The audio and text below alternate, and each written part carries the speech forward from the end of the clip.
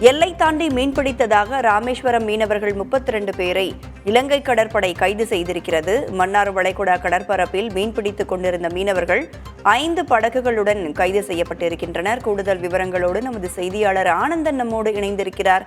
விவரங்கள் ஆனந்தன்.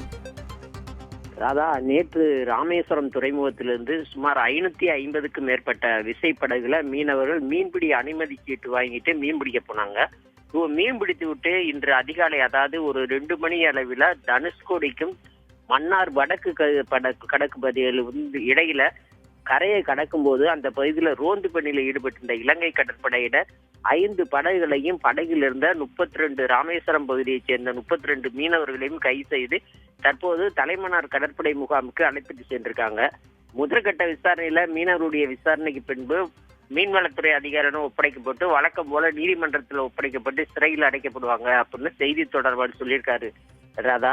ஆனா இந்த பகுதி மீனவர்கள் என்ன சொன்னாங்கன்னா, தொடர்ச்சியாக, அதாவது கடந்த ஜனவரி முதல் இன்னைக்கு வரைக்கும் 50 நாட்கள்ல மொத்தமே நாங்க 15 நாள் தான் மீன்பிடிக்க போயிருக்கோம்.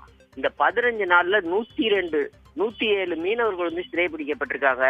இது தொடர்ச்சியா இந்த கைது நடவடிக்கை தொடர்ச்சியாவே இருக்கு. நாங்களும் பல்வேறு கட்ட போராட்டங்களையும் நடத்திருக்கோம். ஆனா இது வரைக்கும் எந்த விதமான ஒரு தீர்வும் கிடைக்கல அப்படின்னு வேதனை அடைஞ்சிருக்காங்க ராதா. விவரங்களை பதிவு செய்தமைக்கு நன்றி ஆனந்தன்.